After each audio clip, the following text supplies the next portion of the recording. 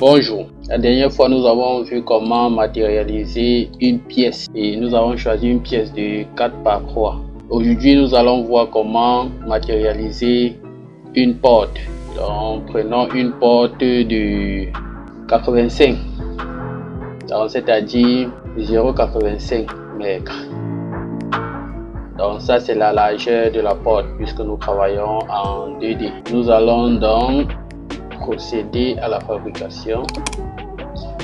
Nous prenons l'outil ligne et l'outil ligne nous pouvons juste taper la commande L et valider. Nous choisissons notre premier point.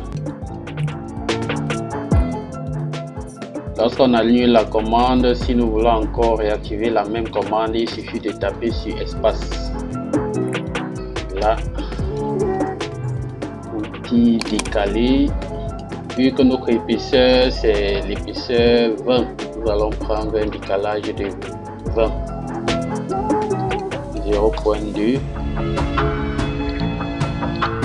là 20, et à ce niveau nous allons prendre 0,05 et après un décalage de la largeur 0,85 et là encore 0,05.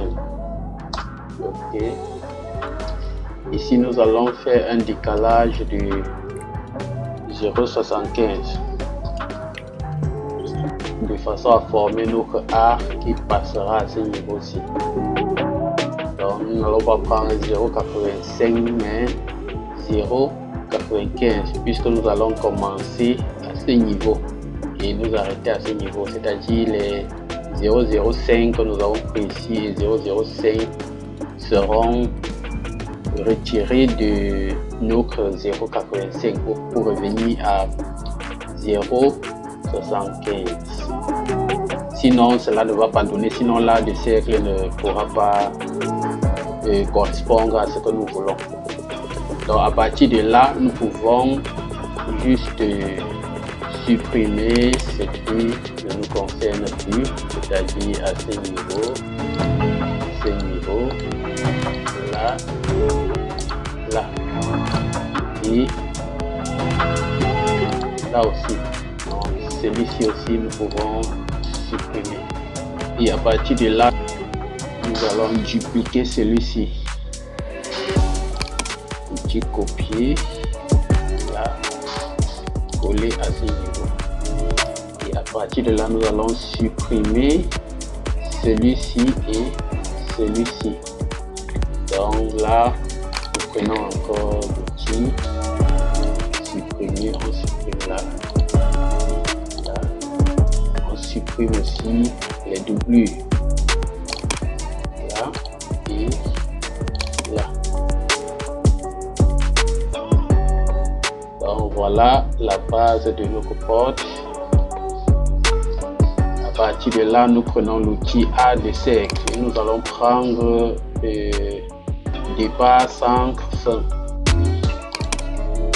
Et là, notre départ c'est à ce niveau, notre centre à ce niveau et notre fin à ce niveau.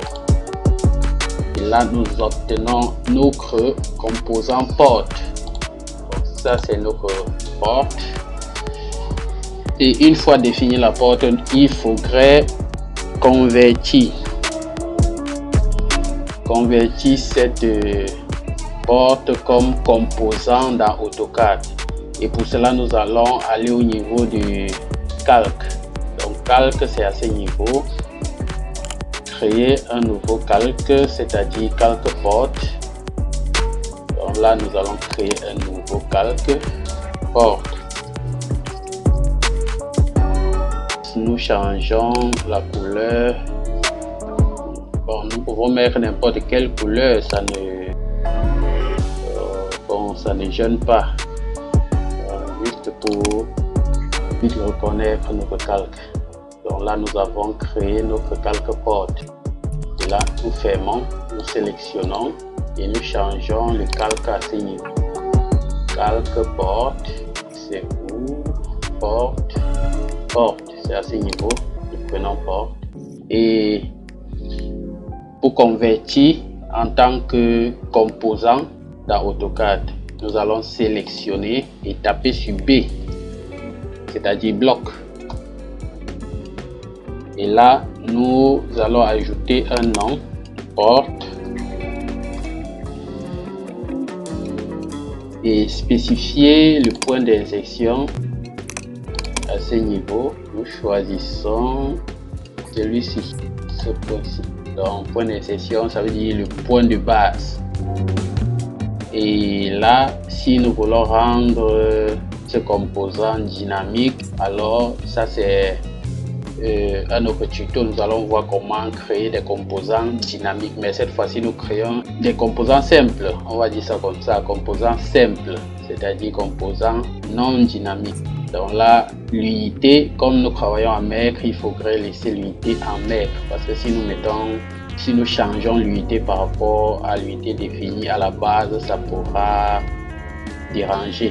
Donc cette fois-ci, nous allons laisser le côté dynamique et rester avec notre composant tel qu'il est. Donc nous validons là. Et automatiquement, notre composant est créé. Nous avons à présent un bloc porte. Ça, c'est notre bloc porte. Et pour pouvoir l'insérer dans notre pièce, nous allons créer l'ouverture. Et pour créer l'ouverture, nous allons prendre un peu là, prendre l'outil décaler. Disons, nous allons décaler bon 0.5. Nous décalons de 0.5 là, et puis de 0.85 là. Et à partir de là, nous allons créer l'ouverture. Là, là et là. Et notre point de référence, nous supprimons.